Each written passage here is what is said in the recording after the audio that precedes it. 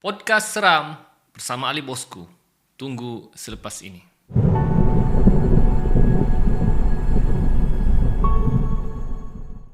Assalamualaikum warahmatullahi wabarakatuh dan salam sejahtera. Selamat datang ke channel Ali Bosku.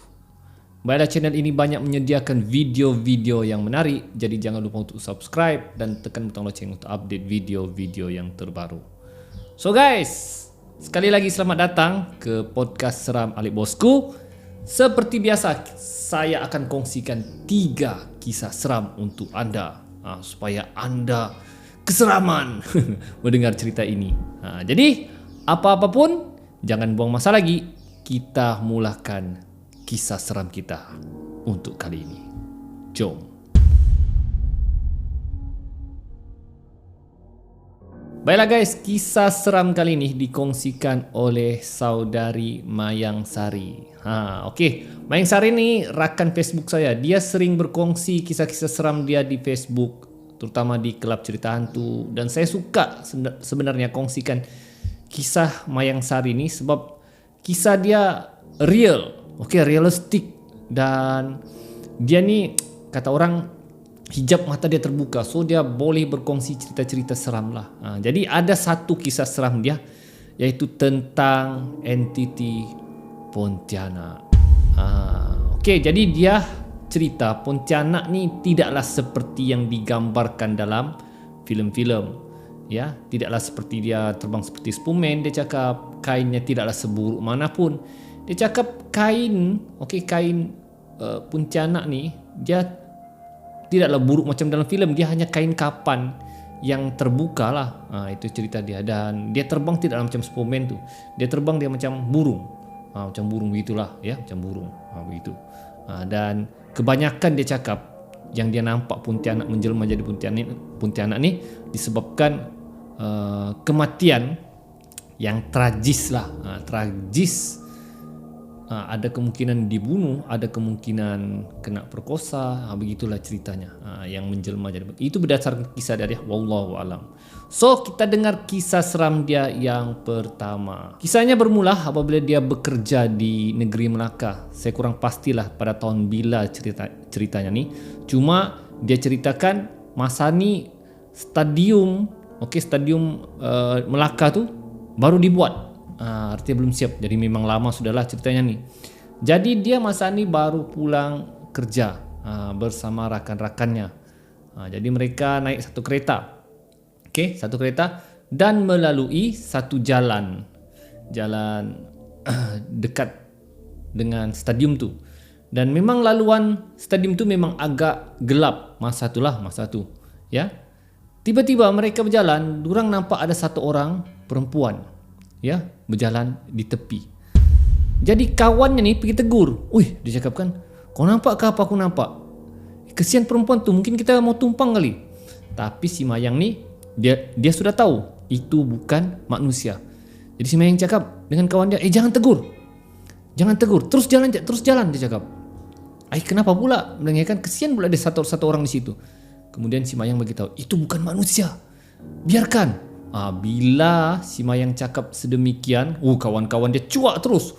Muka mereka macam terkejut bila si Mayang bagi tahu itu bukan manusia. Alamak, dia cakap kan, kenapa kau nak bagi tahu Mayang?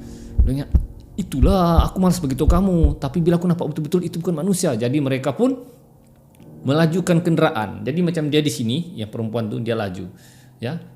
Tiba-tiba perempuan tu seperti dapat kejar. Dia dapat kejar. Dia cakap kan, laju juga dia berjalan. Kawan-kawan yang cakap, kau pandu laju lagi. Kawannya pandu laju lagi. Ya, tapi perempuan tu dapat kejar lagi. Meremang bulu roma durang. Kawannya yang tengah memandu dia pun bergegar lutut. Dia cakap kan, kenapa laju dia berjalan? Dia laju berjalan kah atau kenderaan kita yang lambat? Rupa-rupanya bila orang tengok meter kereta sudah sampai mencecah 120 km sejam. Kawannya cakap, laju sudah ni, tak boleh kita laju sudah ni. Perempuan tu masih mengekori mereka dan sambil senyum melihat mereka. Kawan-kawannya apalagi berteriakan. Si Mayang cuba tenangkan, tenang, relax, jangan panik, nanti kita accident. Baca doa, istighfar banyak-banyak. Masing-masing sudah tidak dapat baca doa, kawannya pun macam hilang arah sudah. Ya, Si Mayang cuba kata guide kawan-kawannya untuk baca 3 kul.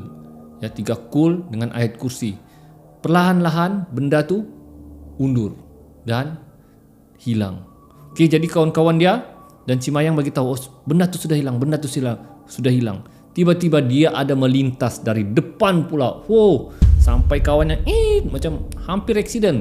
Nasib baik si Mayang segera pegang steering dan betulkan semula perjalanan mereka, kenderaan mereka. Jadi semenjak dari itu, ya, mereka sudah tidak berani keluar dan melalui jalan berdekatan dengan stadium di Melaka. Dia pun kurang mahir juga lah jalan di Melaka ya. Jadi ini berdasarkan kisah rakan kita lah, si Mayang Sari. Kisah yang seterusnya daripada Mayang Sari juga. Okey, kisahnya ni ketika dia menumpang tidur di rumah rakannya. Rakannya ni tinggal di kem ladang kelapa sawit. Jadi si Mayang ni dia ingin merasai suasana kampung yang sunyi, yang senyap, jauh daripada suasana bising kereta, hiruk pikuk kan. Jadi hanya dengar suara ayam, suara hutan, sungai, dan tiada talian telefon dan elektrik. Ya, kalau elektrik pun malam baru ada, itu pun sampai jam 10 malam dia akan off. Diceritakan, pada waktu malam pertama tidak ada apa-apa berlaku. Cuma malam kedua, ketika si Mayang dan rakannya tengah tidur, kira macam masih belum tidur lagi lah, masih mamai-mamai, macam mau tertidur mau gitu kan. Tiba-tiba si Mayang ni, seperti sedia maklum lah, si Mayang ni dia hijab dia terbuka kan. Dia terhidu satu bau harum. Dia cakap kan, macam aku kenal dia cakap bau harum ni. Memang dia tahu sebenarnya, tapi dia buat tidak tahu. Tiba-tiba dia dengar bunyi seperti ayam berkokok di luar rumah. Kokok, kokok, kokok, kokok. Dia cakap, benda ni macam datang. Dia tahu itu sebenarnya Pontianak. Tidak lama kemudian dia dengar bunyi ada benda naik di atas zinc. Ini kan dulu kan zinc yang jenis yang kalau dipijak krang krong krang, begitu kan. Jadi dengarlah. Tiba-tiba keluar ayah kawan dia tu keluar. Tap, dengar bunyi tapak kaki. Tap, tap, tap. Menuju ke dapur dan ayah kawan dia tu keluar buat satu unggun api besar. Jadi si Mayang nampak lah yang cahaya itu dari tingkap kan. Jadi si Mayang pun pergi intai. Dia tengok memang betul ayah kawannya tu tengah nyalakan unggun api. Dan bila dia tengok berdekatan dengan unggun api tu, ada satu entiti Pontianak tengah bertenggek di atas pokok sambil menangis. Yang menangis macam orang yang mau beranak, dia cakap lah. Gitu. Terkejut dia nampak kan. Kan sudah aku cakap memang betul Pontianak, dia cakap. Kemudian ayah kawan itu cakap, pergi kau dari sini, kau tidak diundang di sini, dia cakap. Tapi benda tu di situ saat dia bertenggek dan menangis. Tidak lama kemudian datang ibu kepada rakannya tu, dia bagi tahu si Mayang punya. Jangan kau pedulikanlah tu apa pakcik kau buat, dia cakap. Dia tu tengah halau makhluk halus tu. Padahal si Mayang ni pun tahu memang benda tu dia nampak.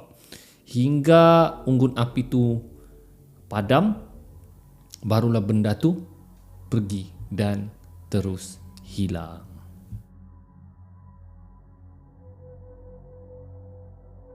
So, kisah seterusnya, kisah Pontianak daripada si Mayang ni. Kisah ni dia cakap masa dia tinggal di satu apartmen. Apartmen dia cakap di Genting Highland. Saya kurang pastilah di kawasan mana. Dan ketika ni pada pukul 10 malam, dia pergi buang sampah. Buang sampah jam 10 malam. Jadi lepas dia buang sampah, dia mau naik semula ke bilik dia lah, ke bilik dia. Jadi masa dia naik tangga, tiba-tiba dia terhidu satu bau harum. Dan dia memang tahu bau harum tu memang bau Pontianak. Ya, dia cakap, sudah, dia cakap. Kan dia ni sedang nampak. Dia cakap, sudah belanya kakak Pontianak ni pun, dia cakap kan, datanglah pula, dia cakap. Tapi dia buat tidak nampak lah, buat tidak tahu. Masa dia naik tangga, tap, tang, guys, Pontianak tu ada di tangga. terkejut dia nampak. Dia cakap kan, aduh, kenapa pula dia ada di tangga ni, cakap kan. Macam mana mau naik ni, dia cakap kan. Mau naik salah, tak naik salah. Jadi dia hadap salah. Dia naik saja tangga sambil dia macam yang tutup mata, tidak nampak. Tapi benda tu, Pontianak tu berdiri di tangga sambil tengok. Dia tak juga mengacau. Dia tengok saja, dia naik tangga. Dia naik next step seterusnya, dia ada lagi di tangga seterusnya. Dia cakap kan, aduh, dia cakap mengikutlah pula benda ni, dia cakap. Jadi dia pun dah tahu lagi. Dia naik, dia lalu je. Dia macam dia bawa nak tahu, tapi benda dia tengok. Sampai next tingkat lagi, masih ada lagi dia di tangga, guys. Kalau aku berteriak lintang pukang sudah lari, ataupun carilah jalan tangga lain. Ya. Tapi si Mayang ni berani, dia lalu saja. Dan kali ketiga tu, bila dia mau lalu, Pontianak tu berbisik dengan dia. Dia cakap, aku mau berkawan dengan kau. Sebab dia tahu si Mayang tu boleh nampak benda tu. Si Mayang buat nak nampak, buat nak tahu, dia tak layan pun. Kemudian Pontianak tu ikut jalan di belakang bersama-sama dia, sambil dia berbisik, aku mau kawan dengan kau. Si Mayang ni sudah macam yang, aduh, kenapa lah dia pula ikut. Dia cakap, ya benda, walaupun kata orang kau biasa nampak, tapi kalau benda tu ikut dengan kau, takut juga, guys. Jadi sampai ke biliknya, benda tu ikut dengan dia. Tiba-tiba kawannya keluar. Bila kawannya keluar, dia nampak si Mayang. Mayang. Pontianak tu terus terbang, lari. Mungkin dia terkejut nampak ada kawannya kan. Dan hari tu adalah, selepas tu si Mayang sudah tidak mau buang sampah pada waktu malam. Walaupun dia berani, ya, walaupun dia tahu benda tu ada, tapi untuk menghadap benda tu menyebabkan dia juga tidak berani. Jadi guys, itulah dia pengalaman rakan kita Mayang Sari tentang pengalamannya berhadapan dengan Pontianak.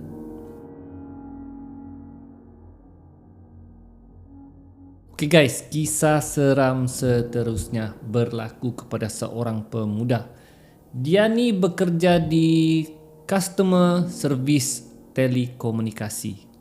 Jadi setiap bulan mereka akan terima borang daripada pelanggan, pelanggan yang melanggani talian mereka.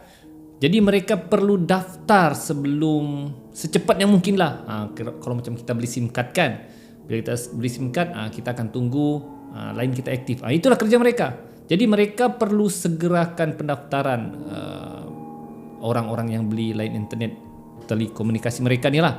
Jadi hari itu banyak borang, lebih kurang 50 borang. Jadi mereka perlu secepat yang mungkin, sebab masa tu hendak masuk bulan yang baru. Jadi mereka perlu segera, takut nanti pelanggan komplain lah kan. Jadi mereka isi sehingga lewat malam. Jadi mereka ni berdua lah, sama-sama tumpang je lah, sewa rumah sama-sama. Cuma perjalanan untuk ke rumah sewa mereka mengambil masa lebih kurang setengah jam jugalah ya. Jadi isi tidak sedar, rupa-rupanya sudah pukul 12 malam.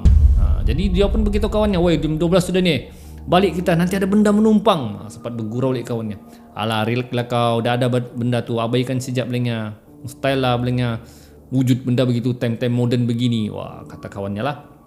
Jadi mereka selepas isi tu kemas, mereka pun pulang. Jadi mereka sempat lagi dalam kereta meeting, kita mau ikut jalan mana nih, dia cakap kan, ikut Lebuh Raya atau jalan kampung. Sebab kita lewat sudah nih. Kalau kita ikut jalan kampung, kita save masa 10 minit. Kalau kita ikut Lebuh Raya jauh dan kena tol lagi. Jadi bincang punya bincang, jadi diorang akhirnya ambil jalan kampung, jimat 10 minit. Walaupun jalan kampung tu lampu agak kurang sedikit lah, agak tidak ada, kadang-kadang ada kawasan gelap, ada kawasan terang. Jadi mereka ambil keputusan untuk lalu jalan kampung. Jadi mereka pun lalulah jalan tu. Jadi sambil mereka memandu, rakan yang memandu, yang pemuda ni tumpang. Dong pasang lah lagu-lagu radio. Tiba-tiba radio durang macam hilang siaran, ya, macam hilang siaran. Jadi orang off. Tidak lama kemudian dari jauh rakan dia ni Sudah nampak ada satu benda berwarna putih dari jauh. Kemudian dia beritahu kawannya, kau nampak ke di ujung tu? Apa benda tu? Orang kah bilangnya? Orang kau menumpang. Jadi orang coba tengok. Tak nampak betul lah dia cakap kan. Terus kawan cakap, jangan lah benda-benda yang lain. Aku tak harap jangan benda tu lah. Sebab mulut kau masin tadi tegur kan. Dia nanti ada benda menumpang. Tiadalah itu orang tu. Kemudian kawannya cakap, tak kan orang di tengah-tengah malam begini jalan-jalan sorang-sorang kan. Dan semakin hampir dengan benda tu, semakin jelas kelihatan benda tu bukanlah manusia. Dan bila semakin hampir, mereka nampak entiti pocong. Kejut kawannya. Dia cakap kan, ini real pocong kan ni? Borang tengok betul-betul, memang betul pocong. Astagfirullah, dia cakap. Jadi kawannya break terus. Dia tanya kawannya, macam mana kita U-turn kan tidak ni? Atau kita lalu? Laju-laju lah, dia cakap kan. Macam mana ni, sudah kita di pertengahan jalan ni, dia cakap kan. Jadi entiti tu betul-betul di tepi jalan, dia tengah macam melompat. Jadi dorang jantung dorang yang duk ketakutan. Dia cakap kan, macam mana ni? Tanya kawannya, kita U-turn lah. Dia cakap, kita laju. Okey, begini siap, dia cakap. Kau lalu laju-laju, biarkan pedulikan benda tu. Ya, abaikan. Okey, boleh. Jadi kawannya nekat yang memandu ni. Nekat untuk lalu selaju yang boleh. Untuk lalu benda tu. Benda tu masih lagi melompat. Dan bila dia nampak kenderaan durang ni, benda tu U-turn. Dia melompat pergi ke kenderaan mereka. Tambahlah orang takut. Dia cakap, alamak, benda tu melompat pergi tempat kita pula. Dia cakap, apa lagi kau belum cepat laju. Kawannya apa lagi?